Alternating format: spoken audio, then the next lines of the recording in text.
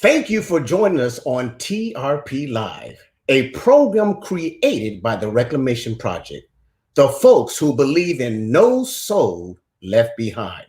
We hope to have a candid discussion on real issues that impact real people and to showcase stories that edify the Christian journey, like tonight. So welcome, I'm your host, Dr. Christopher Dent, and I have two lovely couples I want to introduce you tonight.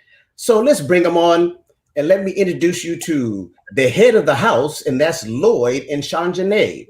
Wave your hands to the audience. Yes, good to see you guys. And below we have Julie and Gary.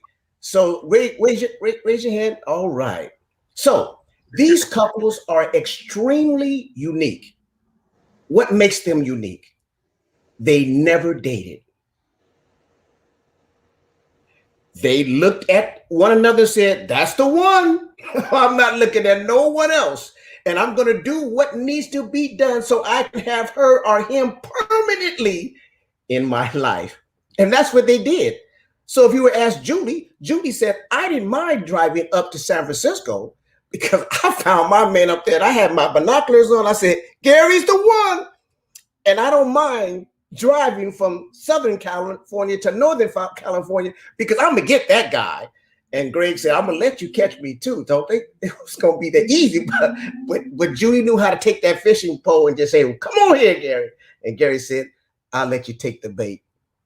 Bam. Now, Lloyd and Sanjanae, if you want an example of true love, there you go. Sometimes we use Bible characters. Sometimes we use our grandparents. Sometimes we use our parents. But these two are two loving couples, and so are Julie and Gary.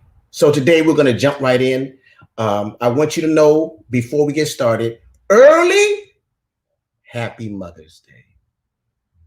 Early Happy Mother's Day, because everyone here today came out of a mother's womb or a C-section. But it took a mother to bring life.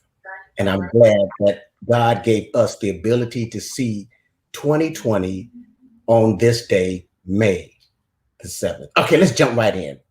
We looked last time at the Pew Review. We talked about our overall theme is what love's got to do with it. And we discovered everything because it takes everyone to get into this conversation and stay in this relationship.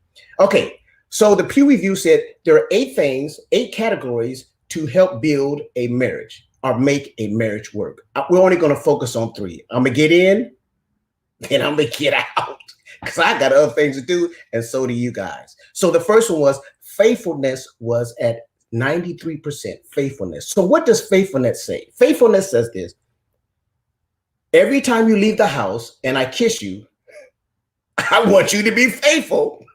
Go to where you said you're going to go and then come back home to who? To me. Huh? That's faithfulness. Huh? So every day I believe that when you say you're going where you say you're going to go, I believe that you're going to go there. And when you're supposed to return, I believe you're going to return. So I'm going to pose that question first to Lloyd and Sanjanae. What do you believe? And give me your definition of faithfulness.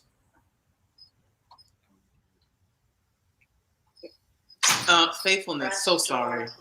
That was our friend. Okay. Faithfulness, loyalty, commitment, dedication. That's what faithfulness is. Oh, sorry about that. That's my secretary. I told her not to call me during this time, and she won't be having a job on Monday. No problem. I'm gonna take care of that, y'all.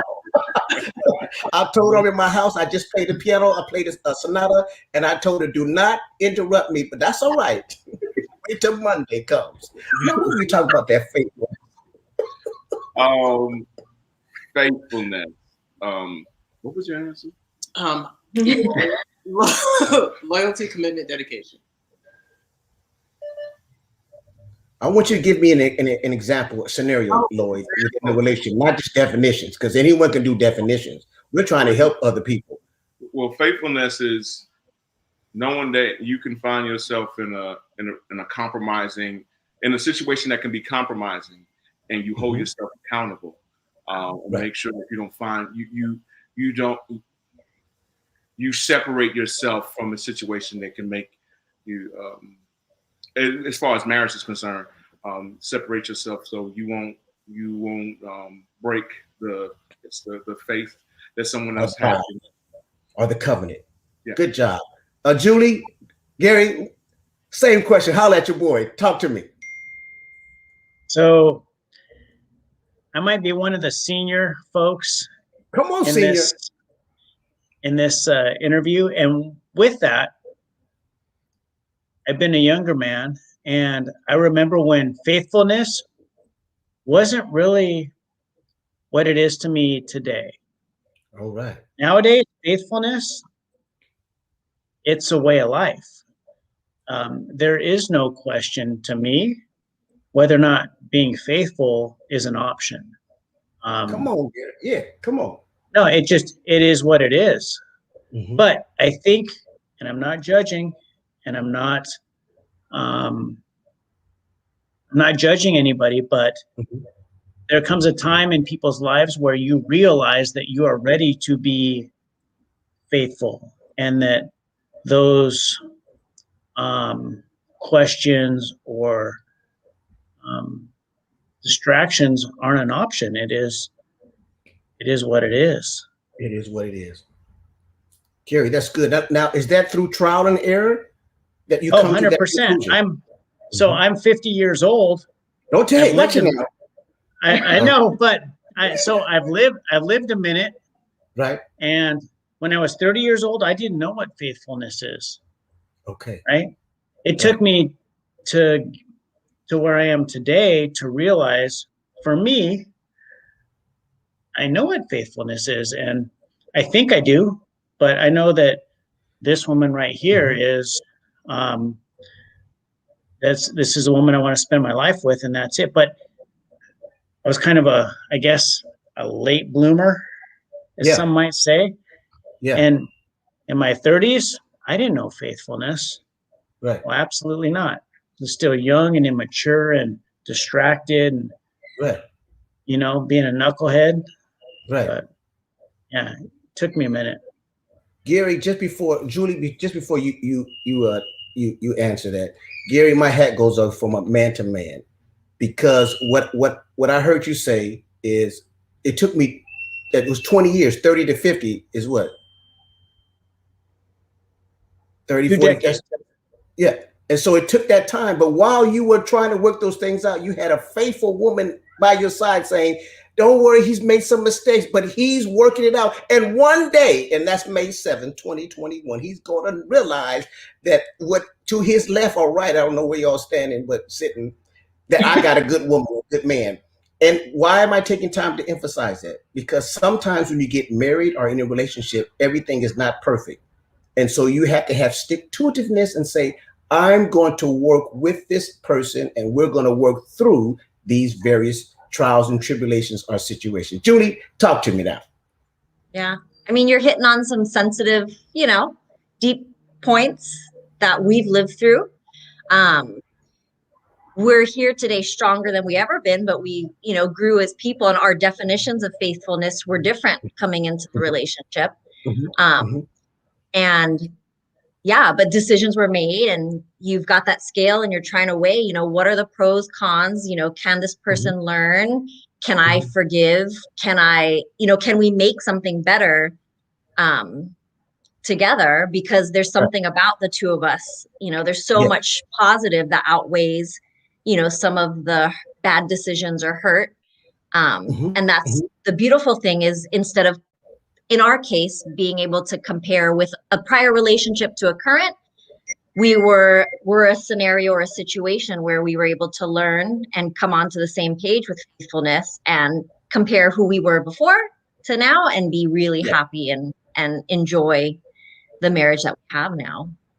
That is so beautiful. Why is it so beautiful? I can give you many reasons, but I'm not going to give you all, but I'll just say this.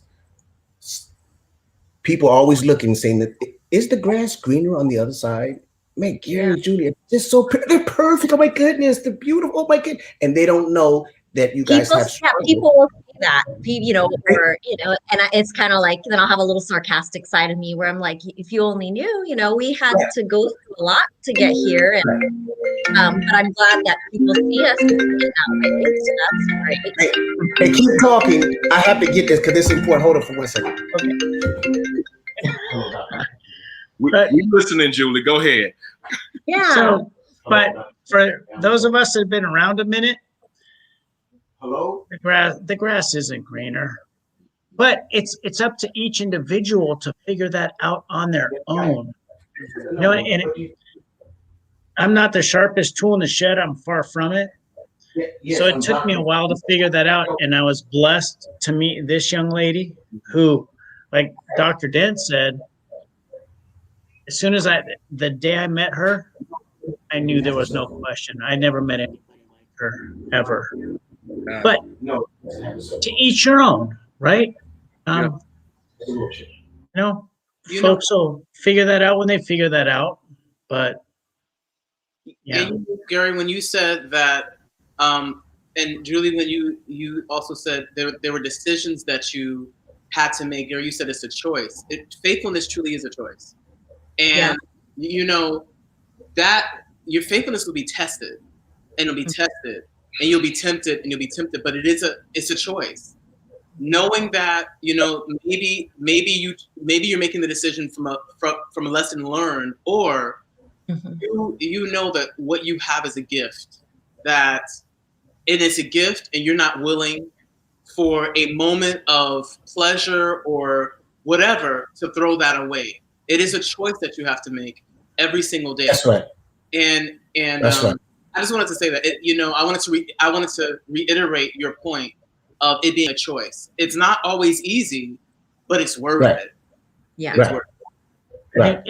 If you are fortunate enough and lucky enough to meet an individual that in your heart you feel that, you know what, that temptation or whatever. Sometimes it's just attention, right? Yeah, it's attention, or it's just something that feeds an emotion. Yeah. It's, I mean, to each their own. No, yeah. Right. But Yeah. if you're fortunate enough and blessed enough to meet somebody, my case, personally speaking, where I'm at now, it's magic. Mm-hmm. Yes. So let's do a scenario.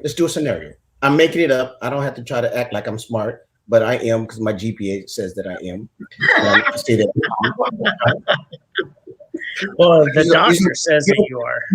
Yeah, you just don't pick up a doctor in a Cracker Jack box. You don't do that. So watch this. Here's scenario number one. I couldn't sleep last night. I had a rough night. Yes, I was tossing and turning. And because of you, I couldn't get sleep. But because we argued the night before, I couldn't tell you what was on my mind. So one person couldn't sleep because they could not articulate the pain. The other one was preventing the other one from sleeping. So now they both woke up. Hi, good morning. Hi. It's negative, right? We go to the house and we do the baby stuff. Goodbye, love you. I'll see you home later. Huh? Then you go to work and that person that's designated to distract you goes, hi, I'm here for you. I'll listen to anything you say. You go, wow, you're the one, because the one at home doesn't listen. The one at home I just argued with for the whole week. And so that's when the distraction comes in. Yeah. That's when we have to learn through it all. Faithfulness, yes, we have to talk. So here's a tool. Number one, don't go to bed with wrath. Sometimes I'm up all night and I say to my wife, honey, we resolved this issue. No, I was like, okay, let's keep going. Keep talking. Let me listen. Sometime 3 or 4 o'clock in the morning. I'm like, oh my goodness, tired. And then we finally do. And then the love making sometimes is better too. I know we don't talk about that, but I'm a grown man, so I'm gonna talk about it. So, makeup sex is delicious, nutritious. It makes me even more ambitious. Thanks. Hey, we're grown, so it's all big boy pants and all big girls. Hey, Sanjay is blushing. No, but that's one scenario that we have to look at, and it's happened to all of us. We have all left the house angry, and when that day we left angry, someone was in our pathway somewhere, even at the light. Hi, a wave. You're like, hey, it's me. My wife doesn't even notice me. Or my husband does. But they wait. You're like, hi. And then, can I get your number? Sure. Innocent. Innocent. And then the day she really pissed you off or he pissed you off, then you called the number. Hello. Hey, what's up? Hey. Oh, my goodness. Listen to his voice. Hey, what's up, baby? All right. I know you're married. Hey, I'm just here for you. So we have to be careful. That's scenario number one. Scenario number two says, I need time. Effective communication. We have to communicate each other. We have to go at this. Hey, babe, I need some time. I have to work some things out. Not now, because it's going to cause some division between us. I'm going to put myself on timeout. And then this is what you have to do. This is most couples don't do. You have to say how much time you need. I need 20 minutes when I first come home by myself in the garage, get my thoughts out. And then you let me know when you have some time where I can share what caused me to act this way. See? And the more you communicate, that's much better. You're like, all right, let's get down on it. Get down on it, huh? Okay. Anyone want to speak on that? Look at Judy, how she had her eyes closed. She was meditating like, oh my God. Damn. Is that true? I know I just made it up, but what I said is reality. It's true. Isn't that right? That we get distracted. Or now you're all the one talk because I brought sex in. Oh my God. Hello? 1 out of 12. Okay, let's go to the next one because y'all don't want to talk. I'm just trying to give you some tools along the way. Even while Shanjane is blushing, according to Gary, and okay, so this is the Pew review. Pew Research is credible researcher, and so let's go to the second one. Happy sexual relationship. Happy sexual relationship means you have to, one, effectively communicate what pleasures you. And many times, what happens, the distraction is you compare from the previous relationship, and you should not do it. That is a no-no. Well, she used to do like, oh, well, she's not here. And I didn't, watch this. My vows weren't to, I would just date them on the side. They were just a side piece, see? Who talk to that? Come on, y'all. I'm not gonna do all the talking. Oh, I am not. I got this phone in here. I already fired my secretary. I don't want to fire no? Come on. Well, you gonna say something? Oh, okay. So you're absolutely correct. Because if you don't communicate, your partner's not gonna know what fulfills you, what you need. And so I can tell you, when one of I first got married, I'm so sorry. He thought this. Gary, she's blushing again. I think to go to Gary. I think Lloyd's blushing this time. Because I didn't look, babe. People they need this. Let's go with it. I wasn't satisfied until we communicated, and then I very satisfied. Oh. See, hallelujah. Oh, now he would do the hallelujah. First he was like, oh, what you gonna say? What you gonna say? And that's the key. But sometimes through trial and error and through other relationships, we bring that into the main relationship. And so you can't do what you did to someone else. Now you can if it works. I must say that. Oh, you're good because you had some practice, but then it may work against you. That's all. Lloyd, come on.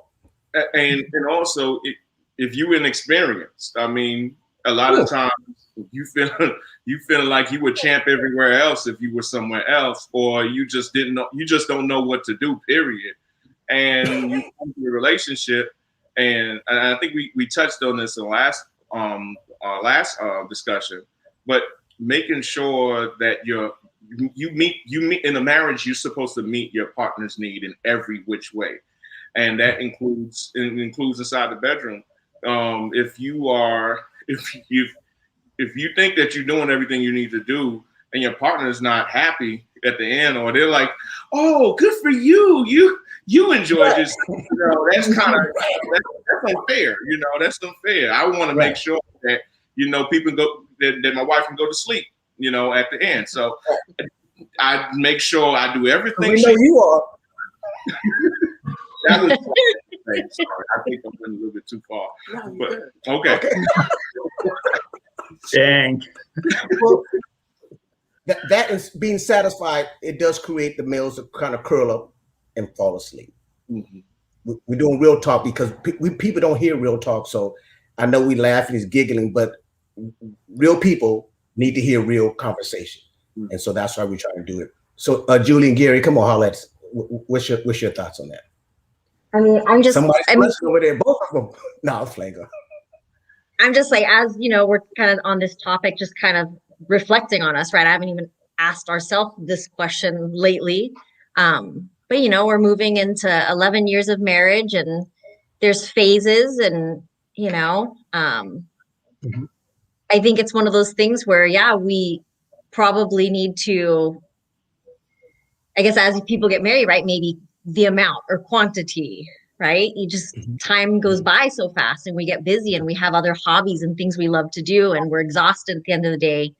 And time just flies by. So we definitely, at least I know I'm always satisfied, but it's like, but maybe we should approach it more often these days, right? It's not like early on when you're dating or when you're newlyweds. Right. Good point. Good point, Julie. Gary, what you got? No, I couldn't agree more. Time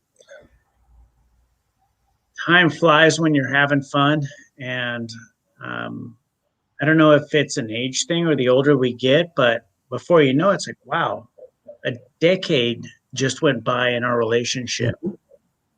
And yeah. And when was the last time? Like, you know, it's like not focusing on work so much, not being so busy. Make time. Make time. Yeah. So let me throw this in. Let me give you some more tools. I want to give some tools tonight. So number one, never use sex as a weapon. Let me say it again because you may not got what I said. Never use sex as a weapon. So what does that mean? So your wife may come and say, hey, honey, I feel a little frisky. No. If your wife or your partner comes to you, your husband and wife, and they're requesting some TLC, tender loving care, you should say yes all the time.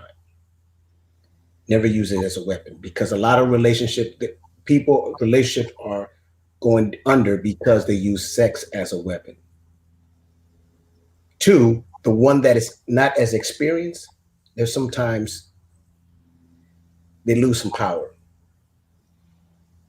So that's why it's good to communicate because one person, you blow in the ear, it will create an emotion. And then if you blow in the other ear, it may create another emotion. You're like, can you stop? And you're saying, well, that worked before. So no, it doesn't work. You have to communicate. And so I wanted you to know, don't use sex as a weapon, number one. Number two, it's good to talk about it more frequently because you'll get better and better. And when you say, I want to satisfy my wife holistically, your relationship goes better because if you do satisfy your wife or your husband, guess what? Everything you want them to do after that, it will heighten. Honey, I got you. You fix breakfast and you throw a little extra stuff that she likes. Okay, I'll move to the next subject. I know it's hard. We don't talk about this. We talk about this in the privacy of our home. But we're in a pandemic right now. Come on. Sorry, before you move. So this is so key to talk about this because you don't, okay, so I'm right now I'm a hospice supervisor, but I used to be a hospice case manager. And I remember going to see a patient and his wife, and I have been the case manager for maybe a year by now. And I don't know why the wife just, when they opened up to me, they're in their 80s. She opened up to me and said that she had never had an orgasm. And I'm like, okay, I don't know why she told me that, but I was early in my marriage and I'm like, that is sad. But we don't talk about it. Where do you go to talk about something like that? It's important to communicate that. That's not healthy. That's not healthy. They have been married for like 50 something years and that's just not healthy. And it's just maybe like, it's that topic, right? And so some people grow up or the culture and it's like a taboo topic. Hush. Yeah. And so, it's sad, but it's something to work on and become comfortable with for your marriage. Exactly. Yeah. So let me go to this. What are some of your biggest fears about your relationship? Either couple can answer. What are some of your biggest fears about your relationship? Or there may not be. Am I fearful one day my wife may leave me? Am I fearful one day my husband may leave me? Am I fearful one day I may lose my job and we lose the house, we lose the cars? Am I fearful that when I leave work, I come home, I find out that the house was broken into and they stole some things that were valuable? What are you fearful within your relationship? Let's do Gary and Julie. I can't hear you. Huh? I can't hear you. Also, Gary and Julie should like to hear their. Oh, you want them to go first? All right. No, so they're blushing, so they want you guys to go. no, honestly, my biggest fear ever would be that she doesn't want to be with me anymore. That would be my biggest fear. I don't give a you know what about the house or the cars or the material issues. Those are replaceable. Yes. My wife's not replaceable. I'm always just fearful that, yeah, I'd lose him, like his job or health or, you know, a car accident. I have that kind of brain that's always like, what would I do without him? I mean, I say that to him all the time. I'm like, oh my gosh, what if I wouldn't want to live without you? And he's like, you'll be fine. I'm like, no, but I wouldn't want to live without you. Wow, that's beautiful. That's beautiful. Julie, I agree. Lord he need to hear that. You need to hear that, and we need to hear that. Mm-hmm. And they are hearing that. So that's beautiful. You know why it's beautiful? Let me just say this. Because I didn't prepare none of you guys for these questions. I just told you I want to get some real topics. And all my life, we've avoided sex. I'm very honest with you. When I was a little kid, anytime we asked about sex, you know how I learned about sex? I hate to say this. My dad told me to go to the encyclopedia. You know, said, shh, don't talk about that. And how I learned about sex is my friends in the street. They said, hey, Chris, you're green, man. Let me hip you to the game. This is you do this, do this, this. I said, oh my goodness, I didn't know. Wow. It was a whole different world, you know. So we need to talk about it because the millennials and the Generation X, they're talking about it. And then the next generation, they're talking about it. That was beautiful. And I'm feeling you do, hey, Gary, man, much love, man. I'm serious because you're speaking from the heart. What comes from the heart touches the heart. And your wife is touched by the words that are coming out because you're not just talking out your mouth, you're talking from your heart. And I'll send you $50 check that we talked about before. Okay, Sanjay and Lloyd, your turn because you guys try to act like you want to do my job and tell me who go first. So what I was going to say was, even as of yesterday or probably this morning, we were talking about, just planning for the unexpected. We plan for. So my husband keeps telling me that when he dies, like he's going to die before me. But when he dies, he wants me to marry again. And I'm like, okay, first of all, why are we talking about this again? Secondly, we're like I told him, we're partners in love, we're partners in life. Like we're partners. That he's my soulmate. And so like I don't want to even imagine life without him. If it happens, it happens. But like I want to live in the now. And I don't want. And he keeps talking about it. He keeps bringing it. He's a planner. He's a realist. But anyway, I don't want. That is a fear. I wouldn't want that to happen. And because I really like when God made him, he broke the mold. There was no one like this man sitting right here, and he's so awesome. So last question. What are you guys most excited about within your relationship during this season? Now that's the operative phrase, during this season, because pandemic has brought some different emotions out. You're seeing your mate more and more, this stay home order. Like, my goodness, what excitement has this travel? Huh? Travel. Yeah, you know Trouble? what? Getting out and exploring together again. Okay. All right. What you Baby got, Lloyd? steps. Oh, baby steps? Yeah, it's just more time together and see what the next year has to bring. Good, good. Anyone else? Um, I'm excited about what this year is going to bring for us. Our kids are getting older. Been able to get a lot of experience at work, and by the grace of God, I'm may be able to pour more into my family, financially, and even um, relationship wise with my kids. Good, good. And look, every moment that I get to spend with my husband is so awesome. Like I'm not just saying that.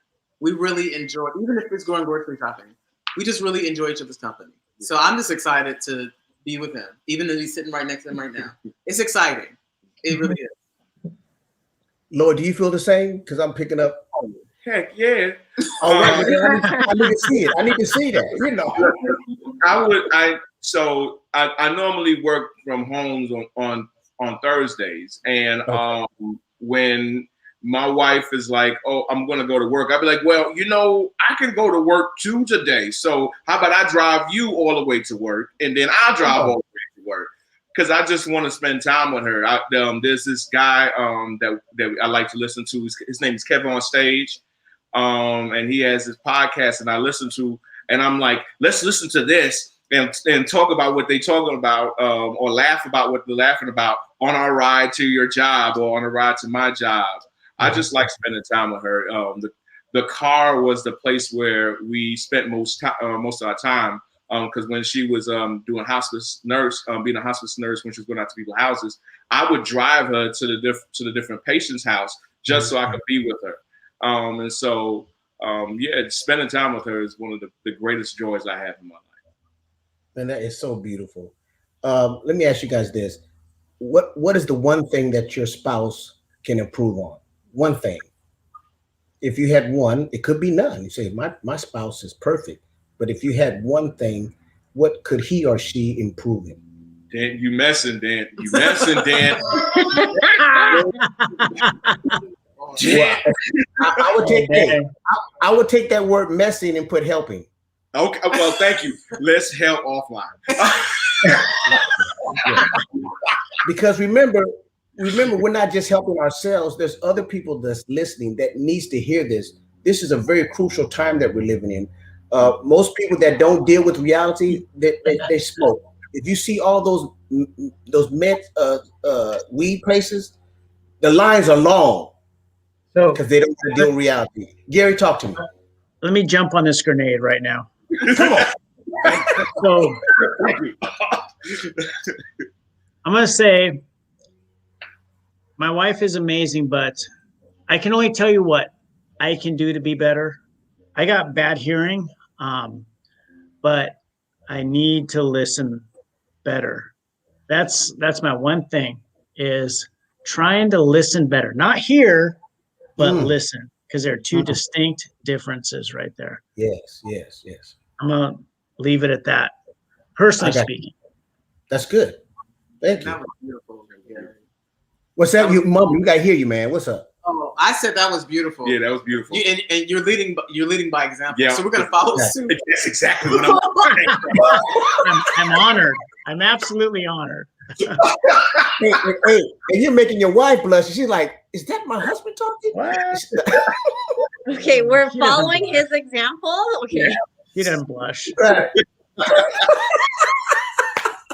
Julie, do you have you want to answer that question? Something to work on myself.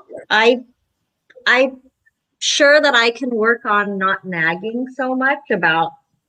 We got a witness right there. Yeah. I see it in his face when I do it. I'm like, and I'm just like, I can't help it. Like, you're leaving a trail. Pick up your underwear. Put it in the laundry basket.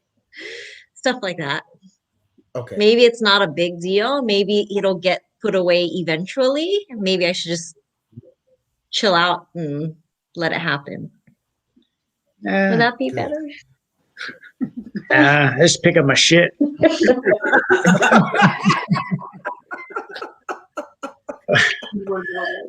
Okay, Oh, so let's okay. go to the next phase. Let's go to the next phase. How can you honor your spouse more? How can I honor your spouse more? How can you honor your wife or your husband more? And let's take that word and put it in parentheses and put another word next to it, respect. How can I respect my spouse? So let's use what Gary just said. Because Julie just said, I can't help it. I don't know if I can start the nagging part. And Gary's eyes started rolling in the back of his head. And so in respect, you'll come to the point that, Julie, you'll be able to do that. And I think that will bring the relationship even tighter. And then the love that you've been showing over and over again, he may come to the point where he can pick up. And as you guys work through it hand in hand, I think it's going to make the relationship stronger. So I believe that that is something that's doable. So I'm just trying to give some tools along our way before we get to our last topic. Sean, Janae, and Lloyd, would you like to articulate how would you honor your spouse or respect your spouse more, or maybe you don't have to? I mean, I put her up on a pedestal. I guess build more stories so I can put her up on a higher pedestal. Everything I do, I try to make sure that. Oh yeah, let's stop playing music. I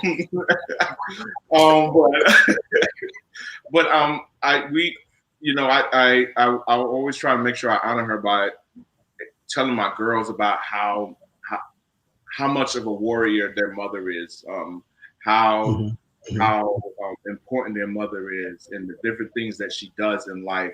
I talk about her accolades to our girls. I make sure that they see their mother as the empress that she is. I don't know if I'm missing anything, but she can let me know and I will do it. Not because I'm doing it because I love my wife and I love my relationship with my wife. And as people should be elevated. And I make sure I do that for her. So if she needs. So you're not handpicked at all. You're not handpicked. Huh? You're not handpicked. You're not handpicked. No. This is what I want to do. This is what I want to do. Because look, we have 16 years in this.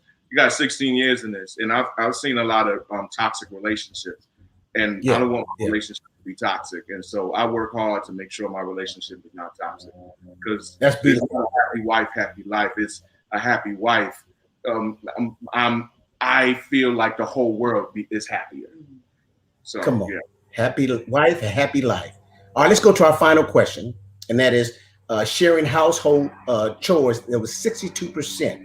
So let me give a little scenario, and then you guys jump in. And what I'm gonna do now, instead of calling your names, if you feel led, just put your hand up and then just talk. So here's scenario number one.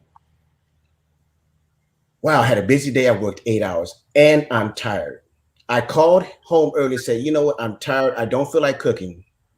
Can you order some food? Let's take it from there. What transpires after that? You've effectively communicated the person that worked 8 hours. You're both tired. How do you make that work when you come home? Because we're talking about sharing household chores. This is very crucial in a relationship. Come on, let's go. I see you, Gary. So done. There are going to be days I'm exhausted from work and Julie picks it up and vice versa. Done and done. Handle it. That's good. What a relationship's about. And it's not about a role. So if sorry, go ahead. Keep going. I was going to say no. It's not about any particular partner's role. It's what we do because we love each other.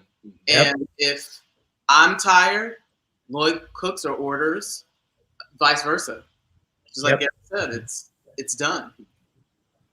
That's what makes both of you guys unique, but I know there's a lot of couples that don't see it that way. There are some wives that work 8 hours and then come home and work 4 to 5, 6, 7 hours. So they come, they prepare a meal, they do all the children homework, make sure all the children get baths, and then they try to have a half conversation with the spouse, and then they do it all over again. So I don't want you guys to think it's the norm. It's the norm for you too, and that's why your relationships are healthy. But there's a lot of people in relationships where one is outworking the other, and the other one is not contributing like they should. So my hat goes off to both of you guys if I had a hat on, but you just have to take my bald head and do something with it. I don't know. So that's good. Anyone else want to comment on that? I see you, Lloyd. You have something? Yeah, and I agree again with what Gary said. Yeah, if you there first, get it done. I know there's some things that some people may be better than the other with. But you there first, you got hands, you got feet, get it done. And maybe even if you're not there at first, but you're not as tired or you notice that somebody else can't get it done. I mean, we do it on our jobs. I used to be in the military. I mean, if somebody couldn't do something else, mission has to be completed. So you get in there, get your hands dirty, get it done. You don't have to pat yourself on the back. You pat your coworker on the back because they might not. They got a lot of stuff going on. Because each of us are individuals, and we got a lot of things going on in our minds. We're dealing with work, we're dealing with life, with the house, other family members, maybe finance, or something that just happened, and they're trying to process it. So for us to stand in the way of somebody else needing help, it's just selfish. We'll be selfish. That's beautiful. That's beautiful. How many times in a day do you tell each other that you love them?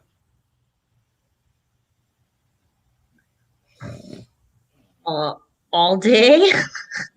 Probably every more, time we talk and every time we're on the phone. more times than she wants to hear it. Okay. Sometimes maybe once or twice for us a day, but sometimes more. Like yesterday, I was trying to get her a nice necklace. I thought it was pretty. And so she said, no, I don't want it. And so then I took a picture of the rock, and then I put my face on the rock's body. So I said, do you want it now? So, I might not say I love you right. at certain time, but with the conversations I'm having, and his actions, like even if he never said, of course, it's always good to hear the words, but his actions really speak louder than words. I know that I'm loved. Like, I don't have a question at all. So there will be sometimes when we tell each other 17, 50 times a day. Other times, maybe one or two. But I know that I'm very, very loved and well loved. That is so beautiful. If you could just hear the people saying, man, I wish I experienced that. Because a lot of people hear lovely accolades, love things. They listen to love music in the background, but they treat them like a dog. The music means nothing. Mm-hmm. And if you say it 2 times a day and your actions don't back it up, it means nothing. Mm-hmm. Gary, you said something that was deep, and I saw Julie's face when you said it. You said, I say it so many times, maybe it's too many times. I don't think it's ever too many times you can say that you love someone and mean it, because there's so many people that don't even get to hear it. One, they don't hear it. 2, they don't feel it. Yes, what you got, each your own, and whatever floats your boat, man. Do your thing. Come on now. Philosopher over there, look at you. So, okay, I'm gonna bring it to a close. We got about 15 minutes. Matter of fact, we have 16 minutes. And I just want to say to you guys, thank you for being vulnerable. Thank you for being transparent. A lot of people are being healed because you guys are both real. You really are. You're really real. And you guys have real you have real storylines. Let me just share something about Sean Janae, and Lloyd. We had to change our time of doing this interview. And I talked to Sean Janae, and I was like, can you do it on the 7th? She said, oh man, that's my daughter's birthday. She said, let me talk with my husband. Because that's a procedure, just natural. It's not, she'll make a decision, then she'll tell him what she did. Get on board. She said, no, let me talk with my husband. And then she said, after I talked with my husband, he said, we can do both. We can do 1 hour with you, and then we can take care of our daughter. because she knows that she loves us and we love her. And 1 hour is not going to mess up her birthday because you guys have so much love in the house. She's still going to hear happy birthday. So that's love. And I thank you for that. I really do. I don't take that. I'm a little older than Gary, but I don't take that for granted at all. People showing love, saying love, and they're being loved. And that's beautiful because there's a lot of people that don't get to experience that. Gary and Julie, I want to thank you for the journey. I think I've met you guys twice, and you guys are still kicking. 11 years, you're doing good. Julie had the right bait. She had the hook, and she hooked, line, and sinker. She wheeled you in, and you haven't let go yet. That's why you have that scar right here. Because go on, Gary. So let me clear the air on that. I was the one that had the bait. And come on. Actually, well, she was a bait. I just had to chase it for a while to get it. Come on, Gary. Yeah. Yeah, we're gonna have to end early because she has that look like. Hold up. Oh, what, you want to comment, Julie, or are you gonna let that go? Okay. Okay.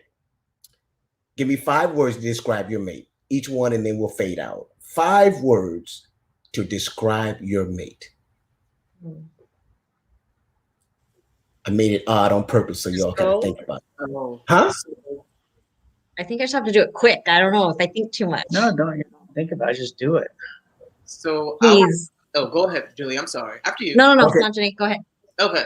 Lloyd is amazing. She's blushing. Lloyd is amazing.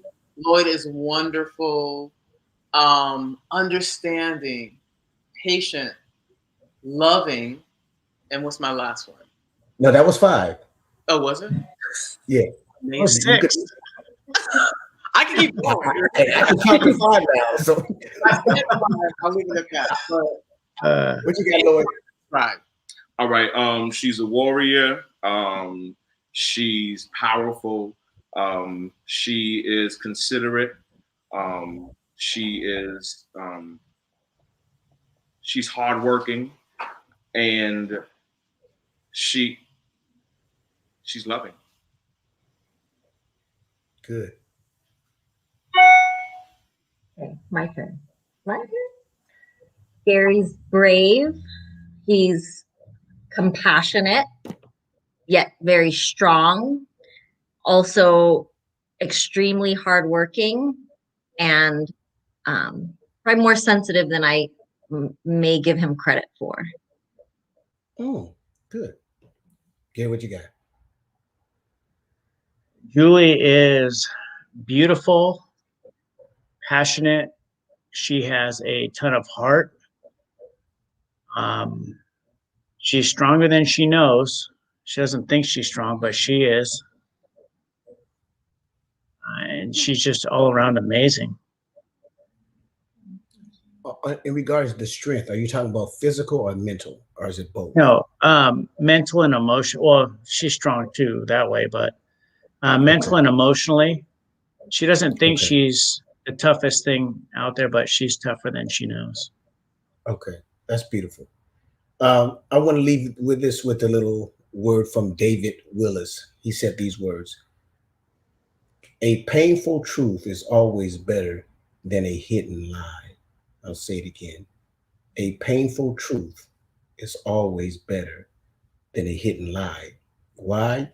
Because when you lie, sometimes you forget about the lie you told and you add on. Eventually, that lie is going to catch up to you. And I thank you guys for having deep truth, honesty, being transparent. And you're going to enjoy your Mother's Day weekend.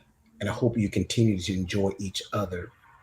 And so we're going to end early today because we will talk a little bit afterwards. But I enjoyed my time with you guys. I hope that you've learned something through this process. I've learned that there are good couples out there. I've learned if you continue to communicate with each other, you can do nothing but grow. But if you stop communicating, there's someone out there that plays the role as a distraction, and it could actually ruin your home. So keep communicating with each other, good and not so good. find quality time. You can sit down and work out the issues that may come, because they will come, and be that example and be strong for each other. And your lifestyle will help other couples that you don't even know, because everyone's watching someone else. And guess what? They're watching you guys. So I'm signing off. Thanks for the interview. Thank you. Thank you. Thank you.